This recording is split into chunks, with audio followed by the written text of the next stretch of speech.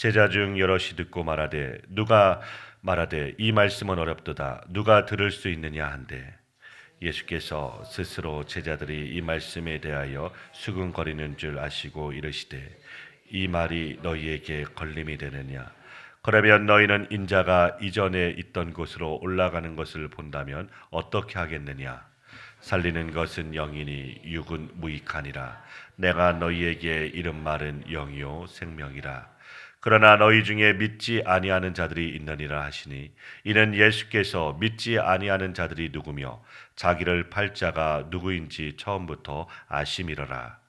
또 이르시되 그러므로 전에 너희에게 말하기를 내 아버지께서 오게 하여 주지 아니하시면 누구든지 내게 올 수 없다 하였노라 하시니라. 그때부터 그의 제자 중에서 많은 사람이 떠나가고 다시 그와 함께 다니지 아니하더라. 예수께서 12 제자에게 이르시되 너희도 가려느냐 시몬 베드로가 대답하되 주여 영생의 말씀이 주께 있사오니 우리가 누구에게로 가오리까 우리가 주는 하나님의 거룩하신 자인 줄 믿고 알았사옵나이다. 예수께서 대답하시되 내가 너희 12를 택하지 아니하였느냐 그러나 너희 중에 한 사람은 마귀니라 하시니 이 말씀은 가룟 시몬의 아들 유다를 가리키심이리라. 그는 12 중에 하나로 예수를 팔 자라. 아멘. 이 오병이어로 시작하여 영생의 양식이 자신의 살과 피라고 말씀하시자 제자들 중 여럿이 듣고 말하되 이 말씀이 어렵도다 누가 들을 수 있느냐 하면서 수군거립니다. 여기서 못 알아듣는 제자들은 자기들이 스스로 자원하여 따라 나선 자들입니다. 예수님을 따라 나선 자들 중에 그냥 대중의 무리가 있고 또 가까이 따라 나선 제자 그룹이 있습니다. 이러한 사람들이 모여 들은 것은 사람들의 다양한 욕구가 무엇인지를 보여주고 있습니다. 그래서 그들의 요구가 관철이 안 되면 어떻게 떠나는지도 보여주고 있습니다. 그러니 남아 있을 자들이 없다는 것입니다. 왜 그렇습니까? 예수님의 말씀이 걸림이 되고 있기 때문입니다. 61절 말씀에서 예수님이 제자들의 수군거림을 아시고 이 말이 너희에게 걸림이 되느냐 묻습니다. 이것은 이 말이 너희로 실족해 하느냐라고 말씀하시는 것입니다. 예수님의 말씀은 모인 사람들로 하여금 걸림돌이 되는 것이고 실족해 하는 것입니다. 세례 요한도 예수님의 사역의 내용이 걸림돌이 되었습니다. 그러니 다른 사람들이야 걸림돌이 되는 것이 마땅합니다. 얼마나 걸림돌이 되고 눈에 가시 같았으면 걸림돌 자체를 없애버리려 하였겠습니까? 우리에게도 복음이란 편안한 우리 삶의 걸림돌입니다. 그러기에 복음이 기쁜 소식이기에 이전에 걸림돌이 먼저 되는 것입니다.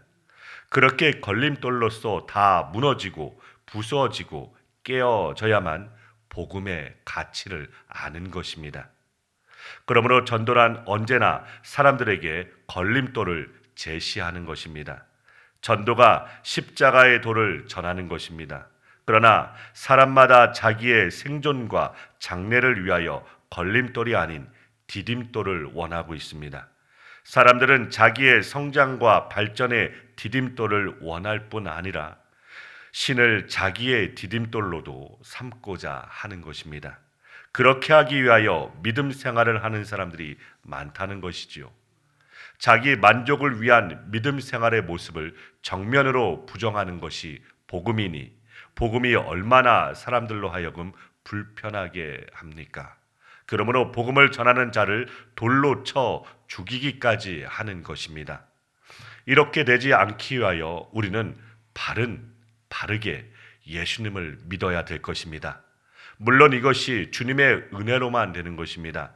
하지만 적어도 우리가 예수를 믿는 사람이기에 지금 여기에 있고 기도하는 것입니다. 예수를 믿지 아니하는 사람에게 예수 믿으라는 말은 사실 불가능합니다. 그러니 우리가 예수를 믿는 일이 바로 하나님의 일이라는 것이지요. 그러므로 복음이란 우리 만족의 행함의 체계를 무너뜨리는 것입니다. 그러므로 율법 외에 한 다른 법이 왔으니 곧 믿음으로 된다는 것입니다. 이렇게 믿음으로 된다는 것은 우리의 행함으로 구원이 오는 것이 아님을 나타내는 것이 바로 믿음이라는 것입니다. 우리가 육에 속하였다는 것은 살과 뼈를 가지고 있다는 표현이 아니라 우리가 행함의 능력을 의지하고 있다는 것입니다. 63절 말씀입니다.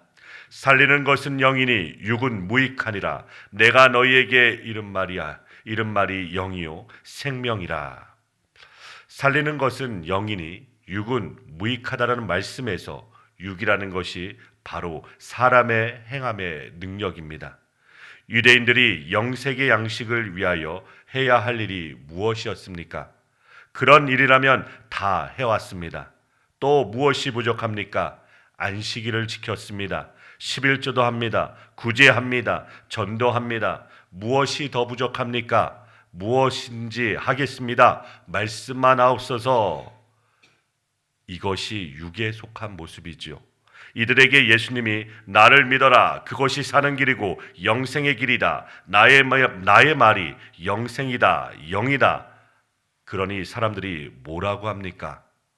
어렵도다 라고 말하는 것입니다. 그런데 우리는 이렇게 쉽게 생각할지 모릅니다.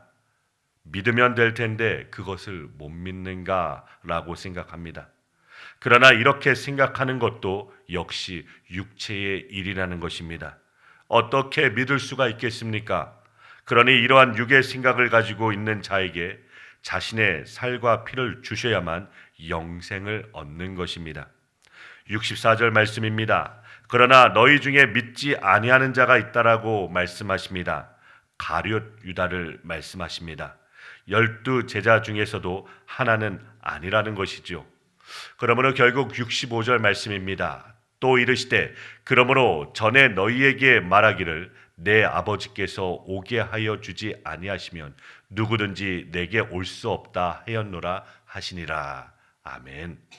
그러므로 아버지께서 예수님께 오게 하시지 않는 자는 병고침을 받았든지 먹고 배불렸든지 간에 모두가 예수님을 떠나는 것입니다. 66절 말씀입니다. 그때부터 그의 제자 중에서 많은 사람이 떠나가고 다시 그와 함께 다니지 아니하더라. 아멘. 육적 욕구를 따라 나선 자들은 결국 다 떠나게 되는 것입니다. 그러므로 육은 무익한 것입니다. 그러니 살리시는 것이 주님의 말씀입니다. 육의 일이 아니라 영의 일을 말씀하시자 다 물러갑니다. 오늘 우리는 어떠합니까? 우리를 살리시는 것은 오직 주님의 살과 피가 우리를 살리는 것입니다. 이제 제자들에게 묻습니다. 너희도 가려느냐? 다 떠났습니다. 자기의 필요를 위하여 모인 무리들은 영적인 문제 앞에서 떠날 수밖에 없습니다. 그때 제자들의 대답이 무엇이었습니까? 68절 말씀입니다. 영생의 말씀이 주께 있사오니 우리가 누구에게로 가오리까? 결국 영생의 말씀이 있음을 알고 남은 자는 자기들이 잘 알아보고서 남은 것이 아니라 아버지께서 예수님께로 보내신 자들입니다. 그러니 자기들의 실력이 아닌 것입니다. 그러나 12 중에서 하나는 또 아닌 것입니다. 우리가 예배당에 왜 나옵니까? 영생의 말씀을 받았기에 나오는 것입니다. 주님의 말씀이 우리에게 영생을 주는 말씀입니다. 내 말이 영이요 생명이라는 것입니다. 그러므로 말씀이 육신이 되어 오셔서 자신의 살과 피를 주심으로 우리를 살려내신 것입니다. 주의 성령이 임하심으로 우리가 생명을 받았고 이제는 떡을 위하여 사는 사람이 아니라 영생을 주신 분을 위하여 사는 사람이 되는 것입니다. 그러면 이렇게 영생을 받은 자는 살아도 주를 위하여 죽어도 주를 위하여 죽는 것입니다. 이미 나의 것이 없기 때문입니다. 모든 것이 주님의 것인데 무엇을 주님께 드리고 말고 할 것이 있겠습니까?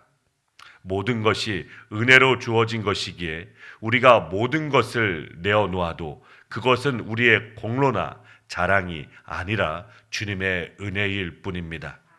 그러므로 교회에서 무슨 일을 할 때에도 누가 시켜서 하는 것이 아니라 각자 하나님께 주신 은혜대로 은사대로 하는 것입니다. 쓰레기가 보이면 보는 분이 청소하는 것입니다. 연보도 섬김도 이렇게 하는 것이 영생을 은사로 받은 자의 모습이라는 것입니다.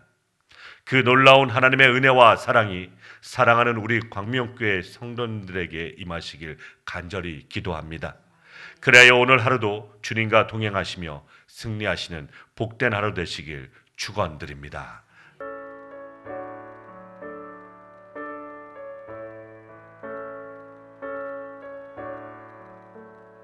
내 모든 시험 무거운 짐을 주 예수 앞에 아뢰이며 근심에 쌓인 날 돌아보사 내 근심 모두 맡으시네.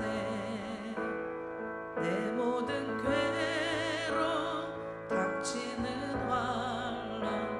주 예수 앞에 아뢰이며 주께서 친히 날 구해주사 넓으신 사랑 베푸시네. 무거운 짐을 나 홀로 지고 견디다 못해 쓰러질 때 불쌍히 여겨 구원의 주님 은혜의 주님 오직 예수. 내 짐이 점점 무거워질 때 주 예수 앞에 아뢰이며 주께서 친히 날 구해주사 내 대신 짐을 져주시네. 마음의 시험 무서운 죄를 주 예수 앞에 아뢰이며 예수는 나의 능력이 되사 세상을 이길 힘 주시네.